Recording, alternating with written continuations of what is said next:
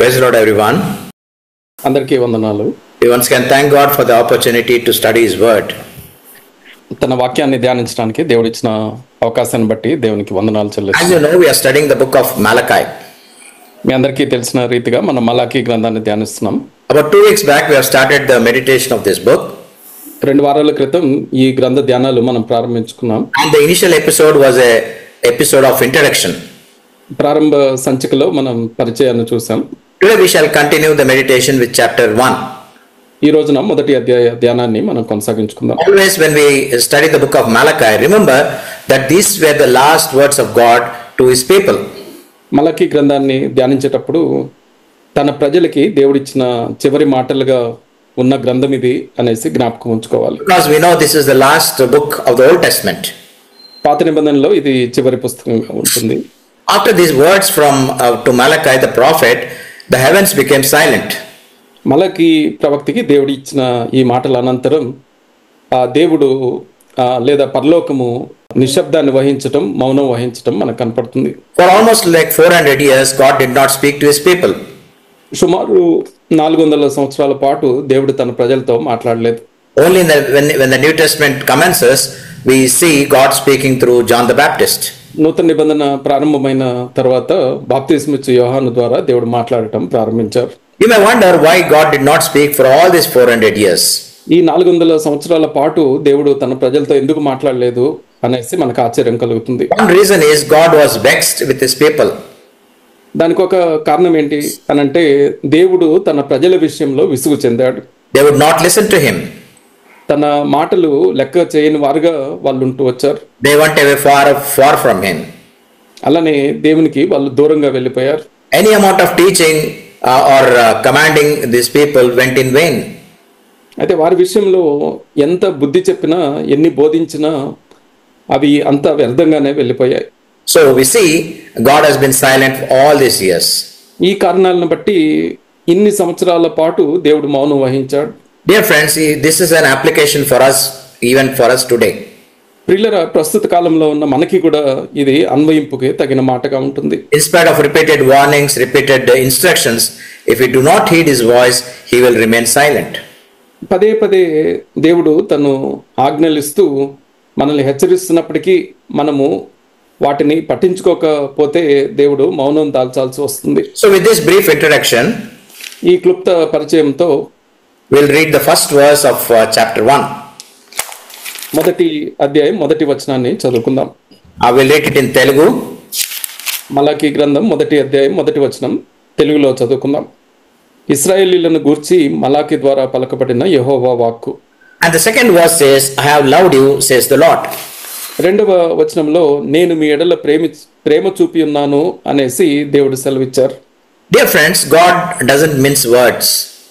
ప్రియులారా, గమనించండి, దేవుడు తన మాటల్ని నేరుగా నిజాయితీగా మాట్లాడటం మనకు కనపడుతుంది. He goes straight to the problem.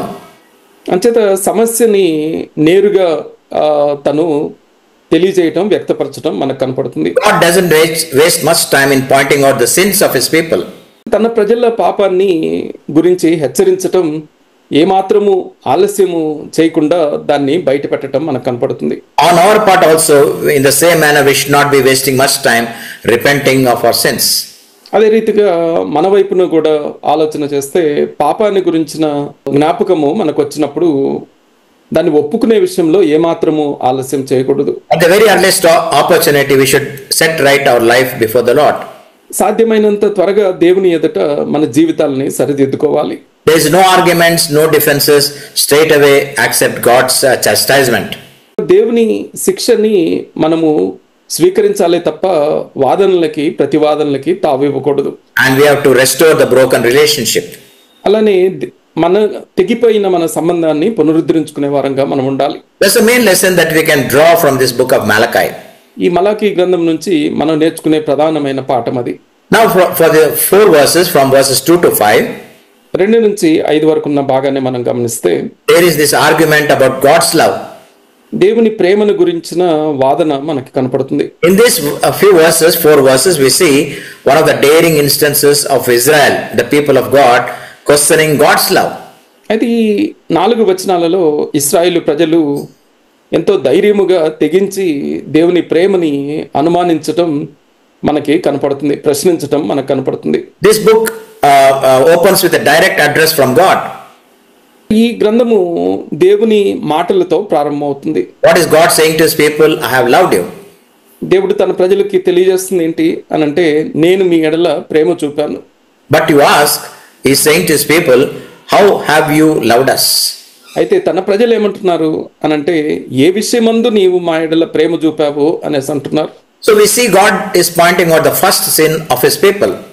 తన ప్రజల యొక్క మొదటి పాపాన్ని దేవుడు ఈ వచనంలో తెలియజేస్తున్నారు. And in fact, if we go to the book of Revelation, నిజానికి ప్రకటన గ్రంథానికి మనం వెళ్తే, where we have the 7 messages to the 7 churches, 7 సంఘాలకి ప్రభు రాసిన 7 లేఖలు అందులో ఉంటున్నాయి. and the first church is the church at Ephesus. అందులో ఉన్న మొదటి సంఘము ఎఫెసులో ఉన్న సంఘము.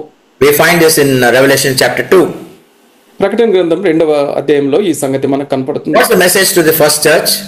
మొదటి సంఘానికి దేవుడు రాసిన లేఖలో ఏముంటుంది? You have left your first love. మొదట నీకుండిన ప్రేమని నీ వదిలావు అనేసి ఉంటుంది.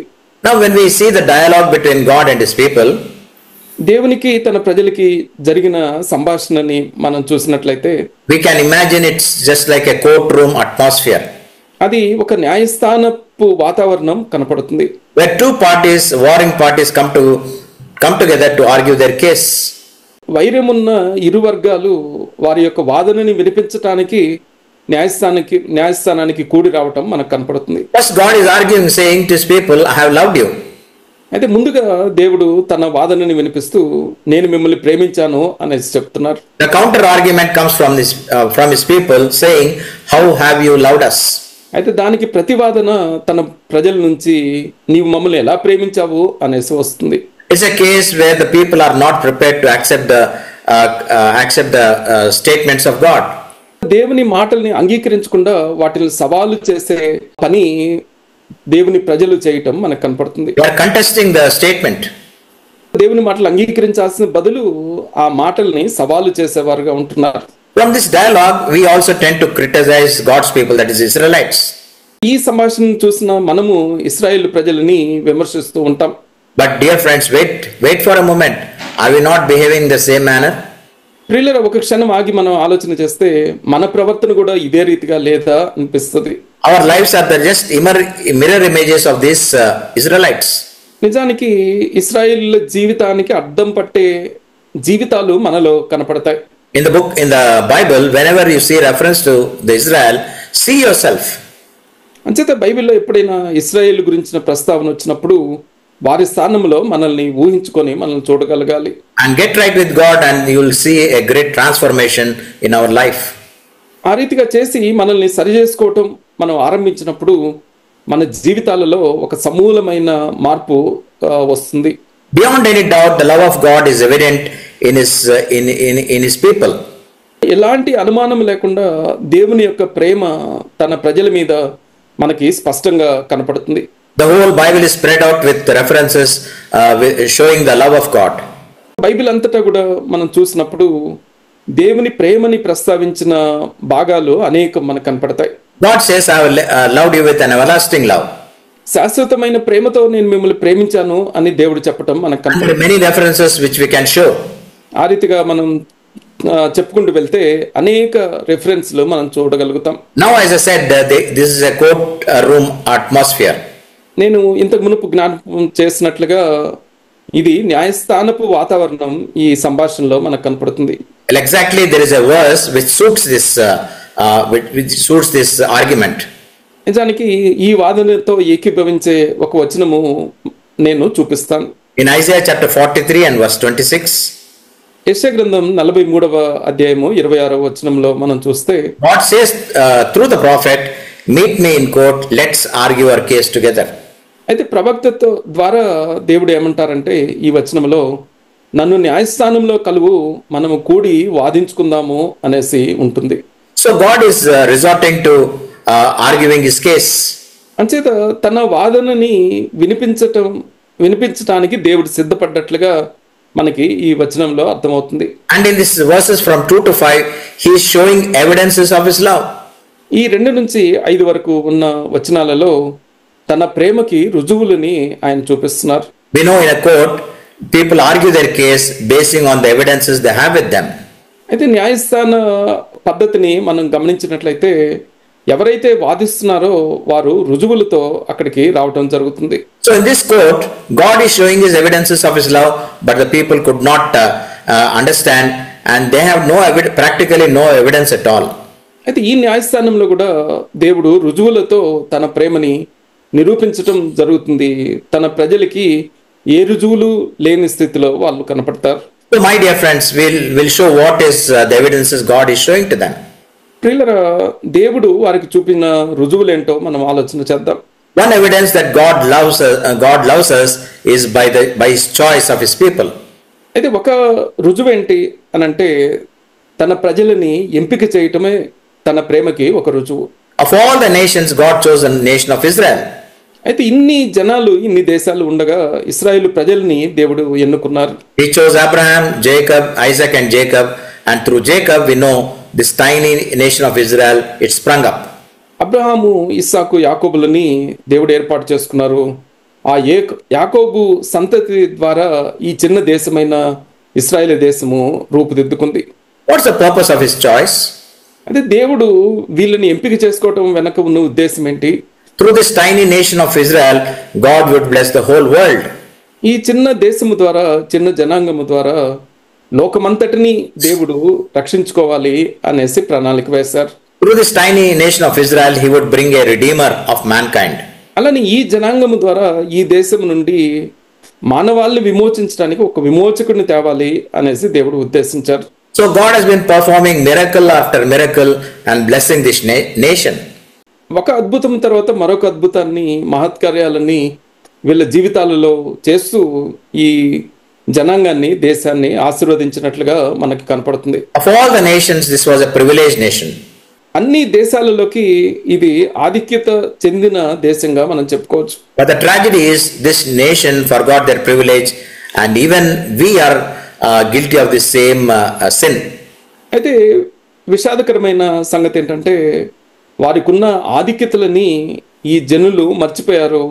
అదే రీతిగా మనము కూడా ఈ విషయంలో దోషులమై ఉంటున్నాం. So what is the evidence God is showing to them? నేను మిమ్మల్ని ప్రేమించాను అనటానికి దేవుడు చూపిస్తున్న మొదటి రుజువు ఏంటి?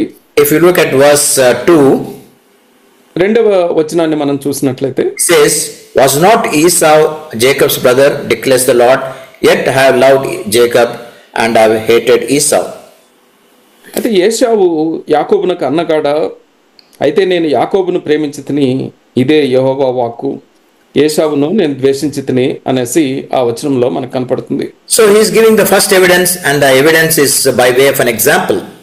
అంచేత మొదటి రుజువుని ఒక ఉదాహరణగా దేవుడు చూపిస్తున్నారు. We know Isaac had two sons, ఇస్సాకుకి ఇద్దరు కుమారులు ఉన్నారు, Jacob and Esau. Esau is the firstborn. ఏశావు యాకోబులు. ఏశావు జ్యేష్ఠుడిగా మొదటి సంతానంగా ఉంటున్నాడు. Esau as the firstborn should have inherited both the birthright and blessing. అయితే జ్యేష్ఠుడిగా ఉన్న ఏశావు ఆ జన్మ హక్కుని, ఆశీర్వాదాలని స్వతంత్రించుకోవాల్సింది. But if we study the story of this family, God chose Jacob and sidelined Esau. అయినప్పటికీ ఈ కుటుంబ వృత్తాంతాన్ని మనం చదివినప్పుడు యాకోబుని ఎంపిక చేసి ఏశావుని దేవుడు పక్కన పెట్టడం మనకు కనపడుతుంది. God's word says even before they had done something right or wrong, the God chose Jacob. దేవుని వాక్యం ఏమని చెప్తుందంటే, మేలైన కీడైన వారు చేయకముందే చిన్నవాడిని దేవుడు ఎంపిక చేశాడు, యాకోబుని దేవుడు ఎంపిక చేశాడు అని వాక్యం చెప్తుంది. The same is the case with us. అయితే మన విషయంలో కూడా సరిగ్గా ఇలానే జరిగింది. Even before we were born, even God has chosen us even before the foundations of this world. మనం పుట్టక ముందే, ఆ మాటకు వస్తే జగత్తుకి పునాది వేయబడక ముందే ఆయన మనల్ని ప్రేమ చేత క్రీస్తులో ఏర్పాటు చేసుకున్నాడు. This we read in Ephesians chapter 1 verses 4 to 6. ఎఫెసీయులకు రాసిన పత్రిక మొదటి అధ్యాయం 4 నుంచి 6 వరకు ఉన్న వచనాలలో ఆ మాట కనపడుతుంది. When God says, I have loved Jacob and sidelined Esau, నేను యాకోబుని ప్రేమించాను, ఏశావుని తృణీకరించాను అనేసి దేవుడు అంటున్నప్పుడు, in fact he says, I have hated Esau. నిజానికి ఏశావుని నేను ద్వేషించాను అనేసి దేవుడు అన్నారు. there arises a question in our minds. అంటే మన మనసుల్లో ఒక ప్రశ్న తలెత్తుతుంది ఈ మాటలు చదివినప్పుడు. Is God showing partiality? దేవుడు పక్షపాతం చూపిస్తున్నాడా అనేసి అనిపిస్తుంది. But if we look at Romans chapter 2 and verse 11, the word of God says, God shows no partiality. అయినప్పటికీ రోమీయులకు రాసిన పత్రిక 2:11 మనం చూస్తే దేవునికి పక్షపాతం లేదు అని స్పష్టంగా అక్కడ కనపడుతుంది. Now if we turn to Romans chapter 9, రోమీయులకు రాసిన పత్రిక 9వ అధ్యాయానికి మనం వస్తే Paul addresses this issue. అయితే ఈ అంశాన్ని పౌలు ఇక్కడ ప్రస్తావించడం మనకు కనపడుతుంది. He says before the twins were born, అయితే ఈ కవల పిల్లలు పుట్టక ముందు and before they had done anything good or bad, వాళ్ళు ఇంకా ఏ మేలు ఏ కీడు చేయకముందే God's purpose according to his choice would stand. అయితే అక్కడ ఏమని చెప్పబడిందంటే ఏర్పాటును అనుసరించిన దేవుని సంకల్పము నిలకడగా ఉంటుంది అని చెప్పబడింది. Not because of their works, but because he calls. అయితే వారు చేసిన క్రియల మూలంగా కాక ఆయన పిలుపు మూలంగా పిలిచిన వాని మూలంగా అది నిలకడగా స్థిరంగా ఉంటుంది అనేసి చెప్పబడింది. When we study these two characters, Jacob and Esau, యాకోబు ఏశావుల జీవితాలు మనం ధ్యానించినప్పుడు we can come to the conclusion God did a mistake. అయితే దేవుడు పొరపాటు చేశాడా అన్న నిర్ణయానికి మనం వస్తూ ఉంటాం. Esau somehow was a better person than Jacob. అయితే మనకి ఏశావు మెరుగైన వాడుగా శ్రేష్ఠుడిగా మంచివాడుగా అనిపిస్తాడు. But why God chose Jacob? అయితే మనకు అలా అనిపించినప్పుడు దేవుడు యాకోబునే ఎందుకు ఎంపిక చేశాడు? We can only say that it was one of the gracious acts of God in choosing Jacob. అయితే యాకోబుని ఎంపిక చేయటం దేవుని కృపా కార్యము అని మాత్రమే మనము చెప్పగలుగుతాం. Even in our case, అయితే మన విషయంలో కూడా ఆలోచన చేస్తే we can see there are so many better people than us. మనకంటే అనేకులు శ్రేష్ఠులైన వారు ఉంటున్నారు. But it was a gracious act of God that he chose us and saved us and redeemed us. అయితే దేవుని కృపా కార్యము మూలన మనల్ని ఎంపిక చేశాడు, మనల్ని రక్షించాడు, మనల్ని విమోచించాడు. We can give an answer by offering one more reason. మరొక కారణాన్ని కూడా మనము దీనికి జవాబుగా చూడొచ్చు. God was acting in his sovereignty. దేవుడు తన సార్వభౌమత్వాన్ని అక్కడ వాడినట్లుగా కనపడుతుంది. We cannot question God, why did you choose Jacob and left out Esau? ఏశావును వదిలేసి నీవు యాకోబుని ఎందుకు ఎంపిక చేశావు అనేసి మనం ప్రశ్నించడానికి వీల్లేదు. So Paul is saying in Romans chapter 8, రోమీయులకు రాసిన పత్రిక 8వ అధ్యాయంలో పౌలు గారు ఇలా అన్నారు. For whom he foreknew, he predestined. ఆయన ఏమన్నారంటే ఎవరిని ముందుగా నిర్ణయించాడో వారిని పిలిచెను, లేదా ఎవరిని ముందుగా ఎరిగినో వారిని పిలిచెను అనేసి నిర్ణయించను అనేసి కనపడుతుంది. And once he has predestined, he called us. ఆ తర్వాత ఎవరిని నిర్ణయించాడో వారిని పిలిచాడు. And when he called us, he justified us. అలానే పిలిచిన ఆయన మనల్ని నీతిమంతులుగా తీర్చారు. And after being justified, we have been glorified. ఆ తర్వాత నీతిమంతులుగా తీర్చబడిన మనము మహింపరచబడ్డాం. What is the glorification? That we are the children of God. అయితే ఆ మహిమ ఏంటి అని అంటే మనం దేవుని పిల్లలము అనేసి ఆ ఆధిక్యతే. I'll give you a small homework. Go after this Bible study is over. You can read Romans chapter 9. ఇంటి దగ్గర చేయటానికి ఒక అభ్యాసం నేను మీకు ఇస్తాను. అదేంటంటే ఈ కూడిక అయిన తర్వాత రోమీయులకు రాసిన పత్రిక 9వ అధ్యాయాన్ని చదువుకోండి. You will understand what is God's sovereignty. దేవుని సార్వభౌమత్వం ఏంటో మనకి అర్థమవుద్ది. In this, I'll just cite a verse 15 of Romans 9. రోమీయులకు రాసిన పత్రిక 9వ అధ్యాయం 15వ వచనాన్ని నేను ప్రస్తావిస్తాను ఇక్కడ. Well, Paul is recounting the words of God to Moses. అంటే పౌలు గారు మోషేకి దేవుడు చెప్పిన మాటల్ని జ్ఞాపకం చేస్తూ ఇలా రాశారు. He says, God says to Moses, I will have mercy on whom I have mercy. I will have compassion on whom I will have compassion. అయితే దేవుడు మోషేతో ఏమన్నారంటే నేను ఎవరిని కరుణింతునో వారిని కరుణింతును, ఎవరి ఎడల జాలి చూపుదునో వాని ఎడల జాలి చూపుదును అనేసి అన్నారు. So the first evidence of God is that he has been showing love unto us. దేవుడు ఇక్కడ చూపిన మొదటి రుజువు ఆయన మనల్ని ప్రేమిస్తున్నాడు అనేసి నిరూపిస్తుంది. That's his choice of us. ఆ నిదర్శనం ఏంటి, ఆ రుజువు ఏంటి అని అంటే మనల్ని ఎంపిక చేయటమే. ఆయన ఆ ఎంపిక చేయటంలో ఆయన ప్రేమ కనపడుతుంది. While we were helpless, నిస్సహాయులుగా మనం ఉన్నప్పుడు, while we were sinners and enemies unto him, Christ died for the ungodly. పాపులుగా దుష్టులుగా ఉన్నప్పుడు దుర్నీతి పరులమైన మన కొరకు ఆ క్రీస్తు మరణించారు. Sometime back we had a Bible study on the John's epistles. కొంతకాలం క్రితం యోహాన్ రాసిన పత్రికలని మనం బైబిల్ అధ్యయన కూడికలో ధ్యానించాం. In John chapter 3 and verse 1, the word of God says, "See how great a love the Father has given us, that we would be called children of God." మొదటి యోహాను 3:1 మనము దేవుని పిల్లలమని పిలువబడినట్లు తండ్రి మనకి ఎట్టి ప్రేమను అనుగ్రహించును చూడుడి అనేసి ఆ మొదటి వచనంలో కనపడుతుంది. So always remember, God's love is evident by His choice of us. అంచేత దేవుని ప్రేమ మనల్ని ఎంపిక చేయటంలో రుజువు చేయబడుతుంది అన్న సంగతిని మనం జ్ఞాపకం ఉంచుకోవాలి. What did the people say? How have you loved us? అయితే ఇక్కడ దేవుని బిడ్డలు ఏమంటున్నారు అనంటే, నీవు మమ్మను ఎలా ప్రేమించావు, ఏ విషయంలో ప్రేమించావు అనేసి అంటున్నారు. Now here comes an important observation. ఇక్కడ ఒక ముఖ్యమైన పరిశీలన మనం చేయాలి.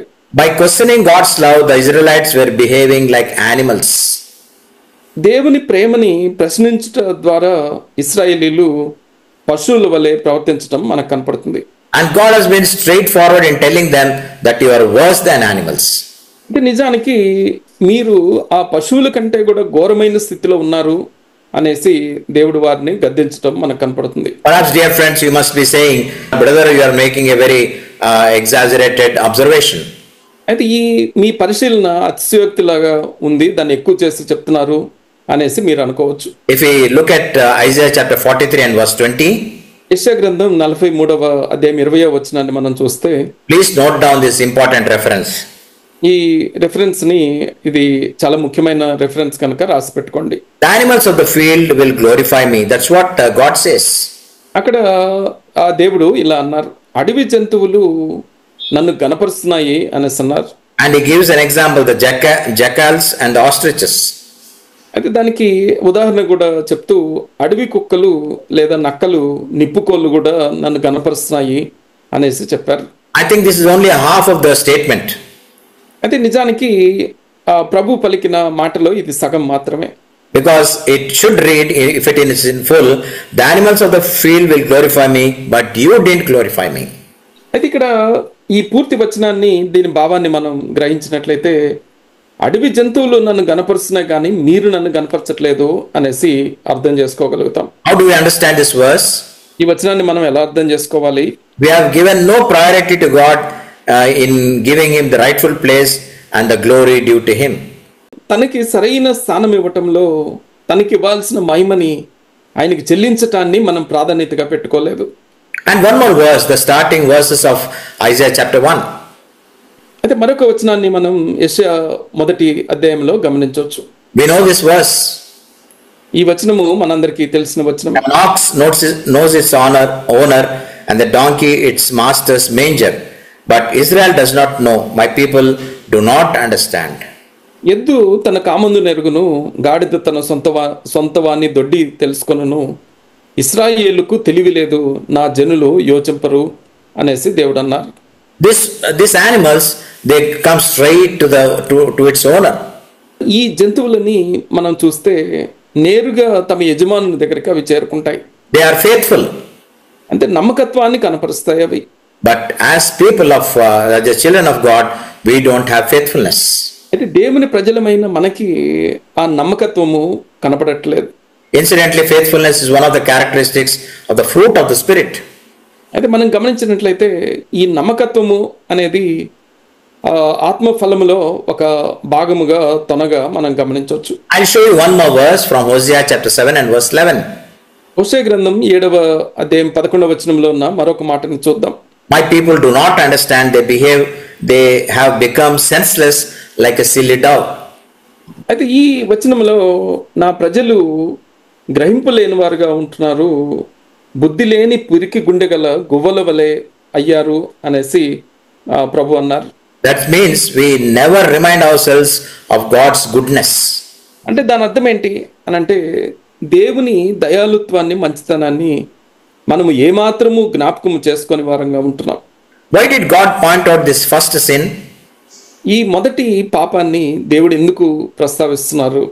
Because for the simple reason, the sin of not loving God from this sin all other sins emanate.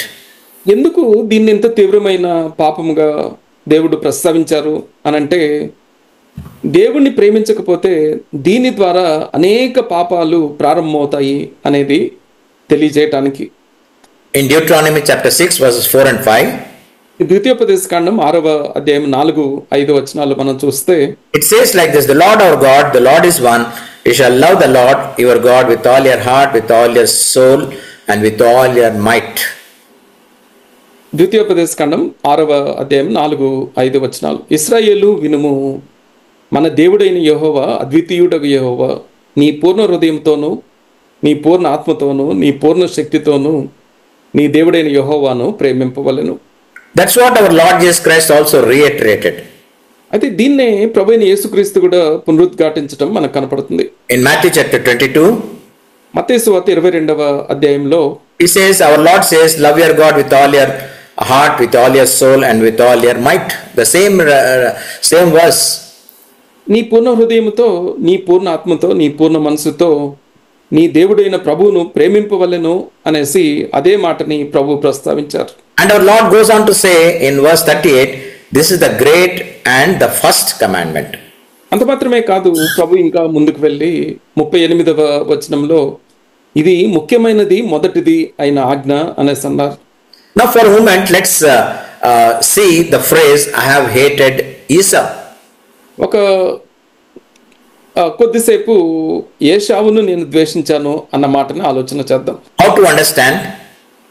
దీన్ని మనం ఎలా అర్థం చేసుకోవాలి? Can God hate someone? దేవుడు ఒక వ్యక్తిని ద్వేషించగలడా? He loves everyone with his everlasting love. శాశ్వతమైన ప్రేమతో ఆయన అందరినీ ప్రేమిస్తున్నాడు కదా.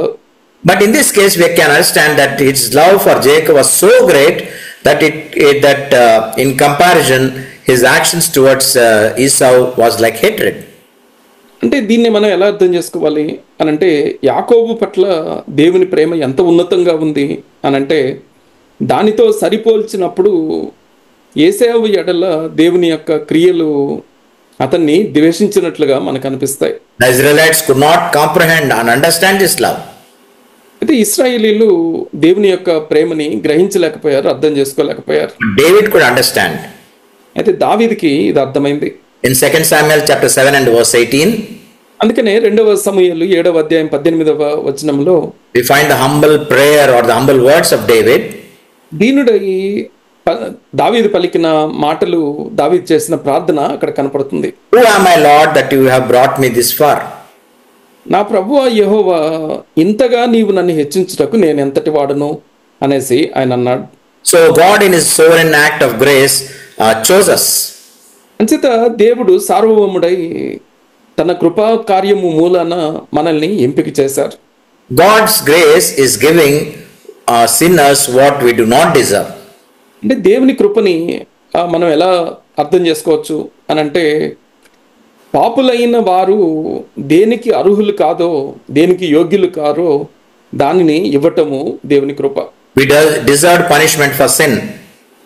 అంటే మనము మన పాపాలకి శిక్షకి పాత్రలుగా ఉన్నాం.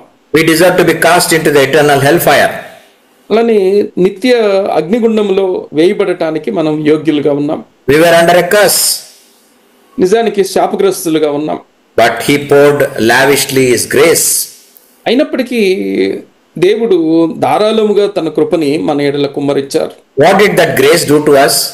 ఆ కృప మనకి ఏం చేసింది? He forgave our sins. మన పాపాలని క్షమించింది. Given us joy in the present. ప్రస్తుతము మనకి ఆనందాన్ని ఇచ్చింది. And he has given us hope for the future. అలానే భవిష్యత్తు గురించిన నిరీక్షణ అది మనకు అనుగ్రహించింది. And the most important of all is his guiding presence with us at all times. అంటే వీటన్నిటిని మించి ప్రాముఖ్యమైన సంగతి ఏంటంటే, తన యొక్క మార్గదర్శకత్వాన్ని చూపే నడిపించే ఆయన సన్నిధి అన్ని వేళలా మనకి తోడుగా ఉంచారు ఆయన. But dear friends, I think the first evidence put forth by God is very clear to us by way of his choice. ప్రియులారా, మనల్ని ఎంపిక చేయటంలో, ఇశ్రాయేలుని ఎంపిక చేయటము ద్వారా దేవుని ప్రేమ వారి మీద ఉంది అనేసి ఒక రుజువుని దేవుడు చూపించారు. That was an act of grace. Choice is an act of grace. ఎంపిక చేయటం అనేది కృపా కార్యముగా మనం చెప్పుకున్నాం. We shall talk about the second evidence of God's love. ఇది దేవుని ప్రేమకి రెండవ రుజువుని మనం చూద్దాం. If we read the third verse of Malachi chapter 1, మలకి గ్రంథం 1వ అధ్యాయం 3వ వచనాన్ని చూద్దాం. I have hated Esau and have made his mountains a desolation and appointed his inheritance for the jackals of the wilderness. ఏశావును ద్వేషించి అతని పర్వతములను పాడు చేసి అతని స్వాస్థ్యమును అరణ్యమందున్న నక్కల పాలు చేసి. In short, Esau has not been blessed. అంటే క్లుప్తంగా మనం చెప్పుకోవాలి అని అంటే ఏశావుకి ఎలాంటి ఆశీర్వాదము రాలేదు. Or in other words, God is saying, Jacob has been blessed by me. అంటే ఈ మాట తెలియజేయటంలో యాకోబు నా ద్వారా నా మూలముగా ఆశీర్వదించబడ్డాడు అనేసి దేవుడు తెలియజేస్తున్నారు. Blessings from God is an act of mercy.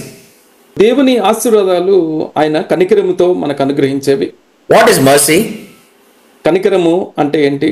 God not giving sinners what they do deserve.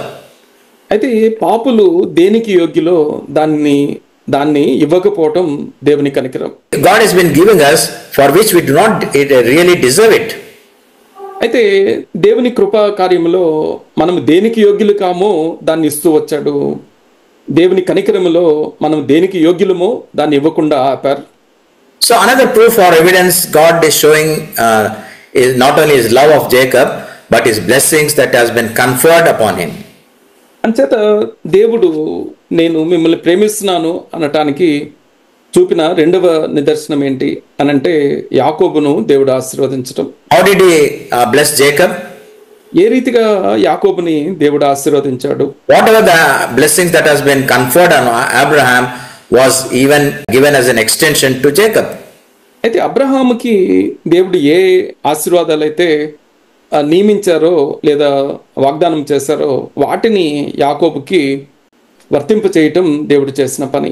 So God is saying in Genesis 28, ఆదికాండం 28వ అధ్యాయంలో దేవుడు ఇలా అన్నారు, whatever blessings I have given to Abraham, I am extending it to you. అబ్రహాముకి నేను ఏ ఆశీర్వాదాలు వాగ్దానం చేశానో ఇచ్చానో వాటిని నీకును ఇస్తున్నాను, నీకును వర్తింపజేస్తాను అనేసి దేవుడు అన్నారు. And this has been given at a place called Bethel. అయితే ఇది బేతేలు అన్న స్థలంలో జరిగింది. When Jacob was fleeing from his brother Esau, తన అన్నయ్య అయిన ఏశావు నుండి యాకోబు పారిపోతుండగా ఈ సంఘటన జరిగింది. now there is an important verse where grace and mercy are combined in that single verse. అయితే ఒక ప్రాముఖ్యమైన వచనం ఉంటుంది, అందులో దేవుని యొక్క కృప దేవుని కనికరము రెండు మనకి కనపడతాయి.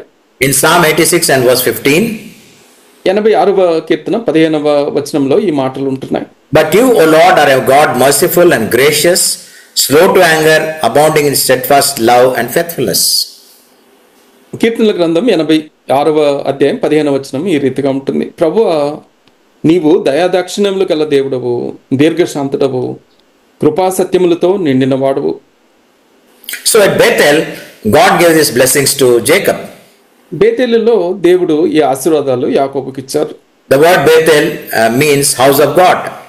బేతేలు అన్న మాటకి దేవుని ఇల్లు అనర్థం. House of God is always a blessing for us. దేవుని ఇల్లు మనకి అన్ని వేళలా ఆశీర్వాదాలు తెచ్చే స్థలమే.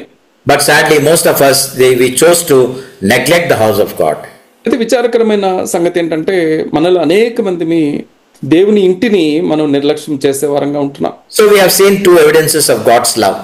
దేవుని ప్రేమకి రెండు రుజువులు మనం చూసాం. One is his choice of us, మొదటిది మనల్ని ఎంపిక చేయటం, and secondly his blessings upon us. రెండవది మన మీద ఆయన కుమ్మరించిన ఆశీర్వాదాలు. We were only destined for a curse. అయితే మనము శాపానికి పాత్రులముగా, శాపమే మన గమ్యంగా ఉంటూ వచ్చింది. But as an act of mercy, he didn't give that curse, but instead he gave blessings. అయితే శాపానికి పాత్రులమైన మనకి తన కనికరము మూలన ఆ శాపాన్ని ఇవ్వకుండా తన కృప చేత ఆశీర్వాదాలు మనకు అనుగ్రహించారు. So krupa and kanikaramu, they are different things, and as rightly explained by our brother. సహోదరుడు వివరించినట్లుగా కృప కనికరము అన్నవి వేరు వేరు వరాలుగా దేవుని కానుకగా మనకి ఉంటున్నాయి. How to remind ourselves of God's love at all times? అయితే అన్ని వేళలా దేవుని ప్రేమని మనకి మనం ఎలా జ్ఞాపకం చేసుకోగలుగుతాం? One practical thing is you have to put the cross, imagine the cross before you, which is a powerful reminder of God's love. మనకి ఆచరణాత్మకంగా తేలికగా ఈ సంగతిని తెలియజేసుకోవటానికి అన్ని వేళల సిలువని మన కళ్ళ ఎదుట ఉంచుకోవాలి. I don't want to say that you should wear the cross or put a cross somewhere in your homes. That's not the meaning of it. అంటే దీని అర్థము మన సిలువని మనం ధరించటమనో మెడలో వేసుకోవటమనో లేకపోతే మన గృహాలలో తగిలించుకోమనో నేను సలహా ఇవ్వట్లేదు. Have the Lord Jesus as your focus. అంచేత ప్రభు అయిన యేసుక్రీస్తు మీద మనం దృష్టి పెట్టగలిగిన వారమై ఉండాలి. And never for a moment you will forget his love. అయితే ఆ రీతిగా ఆయన సిలువని యేసుని మనం చూడగలిగినప్పుడు ఆయన ప్రేమని ఏమాత్రము మనం మర్చిపోలేం. This was the prayer Paul prayed for the church at Ephesus. ఎఫెసీ సంఘాన్ని గురించి పౌలు గారు చేసిన ప్రార్థన ఈ రీతిగా ఉంటుంది. If you look at Ephesians chapters 3, ఎఫెసీయులకు రాసిన పత్రిక 3వ అధ్యాయాన్ని మనం చూసినట్లయితే 16 to 19, 17 నుంచి 19 వరకు ఉన్న భాగాన్ని గమనించినట్లయితే we'll read this important 17 to 19. It says, I'm reading verse 17, so that Christ may dwell in your hearts through faith, that you being rooted and grounded in love may be able to comprehend with all the saints what is the breadth and length and height and depth, and to know the love of Christ which surpasses knowledge, that you may be filled with the fullness of God. 17వ వచనం నుంచి 19వ వచనం వరకు ఈ రీతిగా ఉంటుంది. క్రీస్తు మీ హృదయములలో విశ్వాసము ద్వారా నివసించున్నట్లుగాను తన మహిమైశ్వర్యము చొప్పున మీకు దయచేయవలననియు మీరు దేవుని సంపూర్ణత యందు పూర్ణులగునట్లుగా ప్రేమ యందు వేరుపారి స్థిరపడి సమస్త పరిశుద్ధులతో కూడా దాని వెడల్పు పొడుగు లోతు ఎత్తు ఎంతో గ్రహించుకొనుటకును జ్ఞానమునకు మించిన క్రీస్తు ప్రేమను తెలుసుకొనుటకును తగిన శక్తి గలవారు కావాలని ప్రార్థించుచున్నాను. Perhaps this church Ephesus had a love problem. బహుశా ఈ ఎఫెసు సంఘానికి ప్రేమ విషయంలో సమస్యలు ఉన్నట్లుగా మనం అనుకోవచ్చు. Paul is praying for this church at Ephesus, పౌలు గారు ఎఫెసులో ఉన్న ఈ సంఘాన్ని గురించి ఈ రీతిగా ప్రార్థించారు. and Jesus Christ is condemning the church at Ephesus in Revelation chapter 2. ప్రకటన గ్రంథం 2వ అధ్యాయంలో ప్రభు అయిన యేసుక్రీస్తు ప్రేమ విషయంలోనే ఈ సంఘాన్ని తప్పుపట్టినట్లుగా మనకి కనపడుతుంది. And Paul prays, be rooted and grounded in love. అలానే పౌలు గారి ప్రార్థనలో ఉన్న మరొక అంశం ఏంటంటే ఆ ప్రేమ యందు వేరుపారి స్థిరపడాలి. So the first practical application of that passage. అయితే ఈ మాట మనకి ఆ భాగానికి మొదటి ఆచరణాత్మక అన్వయింపుగా మనం గమనించవచ్చు. Now we do experience God's love on a daily basis. That's point number 2. రెండవ అంశం ఏంటంటే దేవుని ప్రేమని అనుదినము మనము అనుభవించే వారంగా ఉండాలి. If so, what is our response? అయితే అనుదినము ఆయన ప్రేమని అనుభవిస్తున్న మన స్పందన ఏ రీతిగా ఉండాలి? Are you reciprocating that love of God? ఆ ప్రేమని మనము దేవుని ఎడల ఇతరుల ఎడల చూపగలుగుతున్నామా? How to respond? అయితే ఏ రీతిగా మనం స్పందించాలి? Love His word. ఆయన మాటలని ఆయన వాక్యాన్ని మనం ప్రేమించాలి. Now talking to Him through prayer. అలానే ప్రార్థన ద్వారా ఆయనతో సంభాషించటం మాట్లాడటం మనము ఇష్టపడాలి. Love God's people. అలానే దేవుని ప్రజలని ప్రేమించే వారంగా ఉండాలి. And the most important thing, by obeying His scriptures, we show our love to God. అదే రీతిగా అన్నిటికంటే ప్రాముఖ్యమైనదిగా లేఖనాలలో ఉన్న ఆయన మాటలకి విధేయత చూపించటం ద్వారా ఆయన ప్రేమిస్తున్నాము అనేసి మనం రుజువుపరచాలి. What is the third application? 3వ అన్వయింపు మాట చూద్దాం. We have been identified as the children of God. అయితే మనము దేవుని బిడ్డలము అనే గుర్తింపుని కలిగి ఉంటున్నాం. So never for a moment doubt your identity. ఒక క్షణం పాటు కూడా మన యొక్క గుర్తింపుని మనము అనుమానించకూడదు. ఆ విషయమై ఎలాంటి సందేహాలు మనలో తలెత్తకూడదు. And fourth and final point. 4వది చివరిది. There is always a blessing in God's sanctuary. దేవుని ఆవరణములో మనకి ఎప్పుడూ కూడా ఆశీర్వాదాలే దొరుకుతాయి. So love God's temple. అంచేత దేవుని ఆలయాన్ని మందిరాన్ని మనం ప్రేమించే వారంగా ఉండాలి. The presence of God soothes your life and fills you with joy and peace. దేవుని సన్నిధి మనల్ని ఆనందంతో సమాధానంతో నింపేదిగా ఉంటుంది.